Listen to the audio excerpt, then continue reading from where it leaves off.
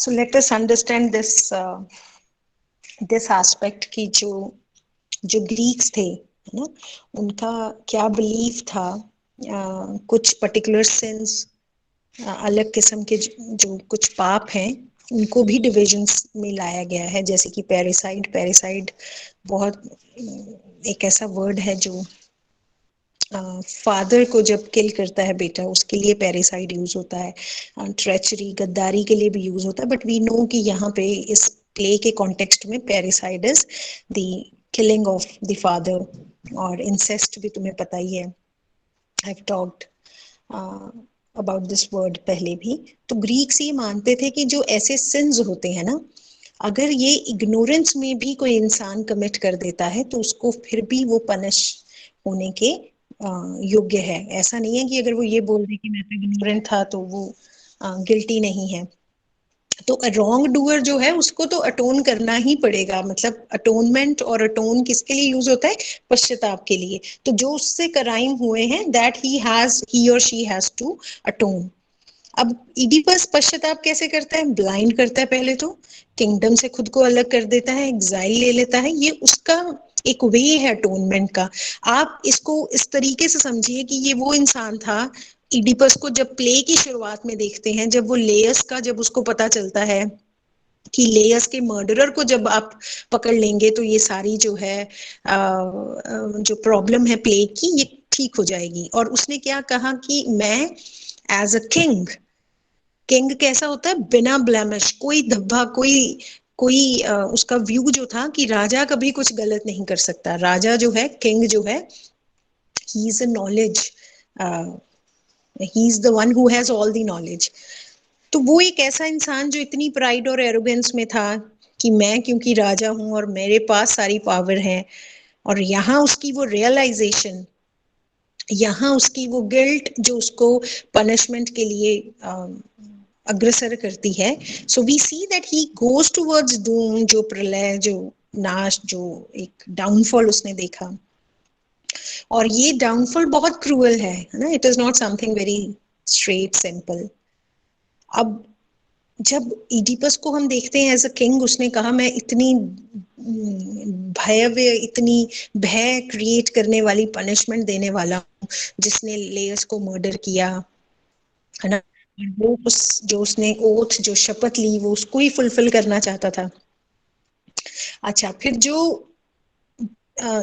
जो हम देख रहे हैं कि जिस लेवल का पनिशमेंट उस पे उसको मिलता है ना, वो उस क्राइम के लिए है जो उसने जानबूझकर नहीं किया ना, वो इग्नोरेंस में अनइंटेंशनल हुआ। सो ये जो डाउनफॉल है, ये ओरेकल ने तो नहीं कहा था ना, जो उसने प्रोफेसी की थी, ये इडिपस का खुद का डिसीजन था।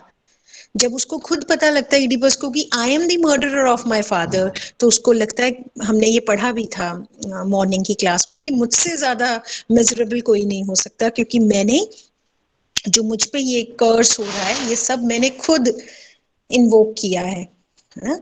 क्योंकि वो ये मानते हैं, इडिपस की सोच है कि जो जिसका मर्डर हुआ और गॉड का जो ऑर्डर है उसको सस्टेन करने के लिए मुझे बुरी से बुरी सजा लेनी चाहिए।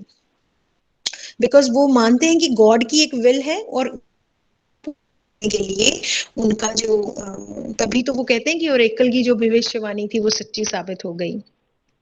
सो वी सी ये जो कहानी है इडिपस की, दिस इज द ट्रेजेडी। क्योंकि यहाँ पे ट्रेजेडी में हमने पढ़ा था जब हम एलिमेंट्स पढ़ रहे थे, जब हम कैरेक्टरिस्टिक्स पढ़ रहे थे, कि बहुत प्रोमिनेंट प्रोटैगनिस्ट है, महत्वपूर्ण व्यक्ति है वो समाज का, और उसका फॉल, उसका डाउन डिक्लाइन दिखाया जाता है। ऐसा किंग जो खुद को अपने साम्राज्य, अपने किंगडम से निकाल एग्जाइल में चला जाता है, ब्लाइंड कर लेता है खुद को, बिल्कुल मजबूर, जो कि एक बेगर की तरह इधर उधर भटक रहा है। So there are some critics, उनमें से एक क्रिटिक है C.M. बारा, और वो कहते हैं ये प्ले तो जो है वो दिखाता है कि गॉड्स कितने पावरफुल हैं, और इतने पावरफुल हैं कि सिचुएशंस को बदल देते हैं वो, और जो सोफोक्लीज हैं, सोफोक्लीज एज अ राइटर, उनके अंदर जो उनकी जब वो प्ले लिख रहे थे, वो क्या दिखाना चाह रहे थे अपनी ऑडियंस को? Power of God. उनका बिलीफ था कि जो डेस्टिनी, जो फेट ने बना दिया, इंसान उसके सामने पपेट है। सो ये एक लेसन है जो प्ले से हम ले सकते हैं, दैट जो गॉड्स की पावर है, सुपर पावर, सुपर नेचुरल जो पावर है, वो फाइनल है। जब कोरस की वो लास्ट स्पीच है, वो कहते हैं कि ये नहीं मान सकते आप कि सबका एक जैसा जो सर्कमस्टांसेस हैं वो होंगे, कि एक इंसान